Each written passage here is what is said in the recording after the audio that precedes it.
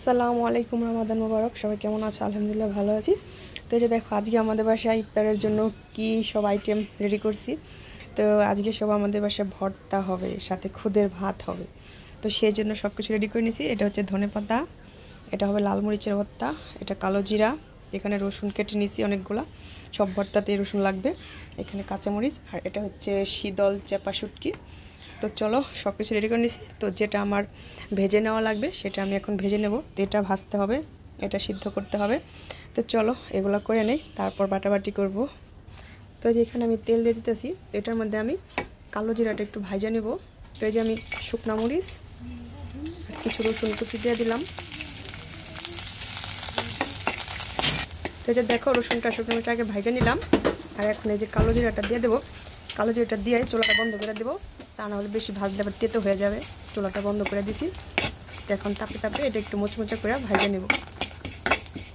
তো ওটা নামাই নিয়েছি। তো এখানে যে কাঁচামরিচ, পেঁয়াজ, রসুন আর এই যে চাপা শুটকিটা দিয়ে দিলাম। তো এটা সিদ্ধ হতে থাক, সেই পাখে আমি বাটাবাটি শুরু করি। তো চাপা শুটকিটা একটু পাতায় মুড়া দিলে ভালো হতো, কিন্তু এখন পাতা ফাতা নাই। তো চলো পাটা পুটা রেডি, আমি ভর্তাগুলো সব বাইটা রেডি করে নিই। এই যে দেখো, আমার ভর্তা বানানো কমপ্লিট।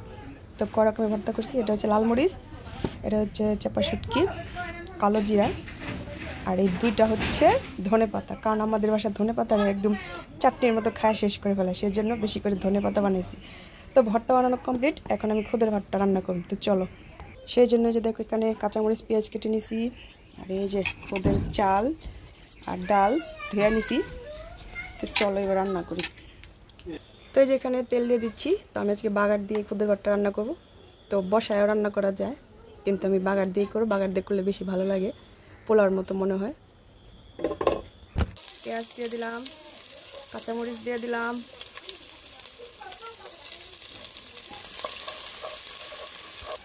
পেঁয়াজ মরিচটা ভাজা নিছি। এখন একটা ডিম দিয়ে দিলাম। এখন এই যে ডিমটারে পেঁয়াজের সাথে একদম ভাঙাচোড়া করে দেবো। এই যে ভাজা ভাজা হয়ে গেছে, এখন আমি এই যে খুদের চালটা দিয়ে দেবো, আর এখানে একটু হালকা মশলা দিয়ে দিছি কালারের জন্য। তো এটা এখন সুন্দর করে একটু ভাজা নেব সব কিছু একসাথে।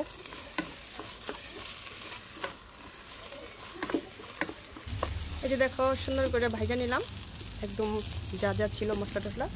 এখন এই যে পরিমাণ মতো পানি দিয়ে দিব। ব্যাস, এখন এটা দমে বসায় রান্না করুন। তো চলো এবার ঢাইকা দিলাম, তো হইতে থাক।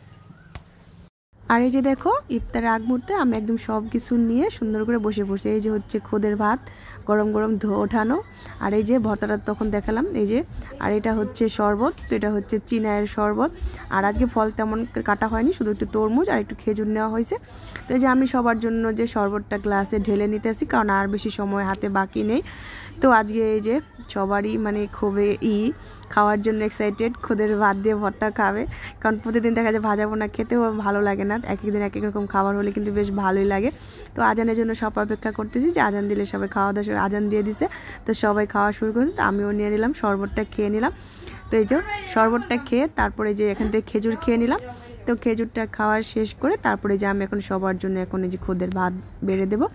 তো একটু তরমুজও খেলাম আবার। তো এই যে এখন সবাইকে বেড়ে বেড়ে দিচ্ছি। আর ভর্তাটা তো সামনে দেওয়া আছে, যে সবাই সবার মন মতো যেটা পছন্দ করে ভর্তা নিয়ে নাও। তো সবাই খাওয়া দাওয়া শুরু করেছে আলহামদুলিল্লাহ। তো আজকে আলহামদুলিল্লাহ সপ্তম রোজা খুব সুন্দরভাবে শেষ হলো। তো সব কিছু মিলিয়ে আল্লাহর দরবার লাখ লাখ কোটি শুকরিয়া। আল্লাহ তাআলা যেন সবাইকে ভালো রাখে, সুস্থতা দান করে, সবার জন্য দোয়া করি, আমাদের জন্য দোয়া করে। সবাই ভালো থেকো, সুস্থ থেকো। আর খুদের ভাতটা কিন্তু সেই মজা হয়েছিল, দারুণ।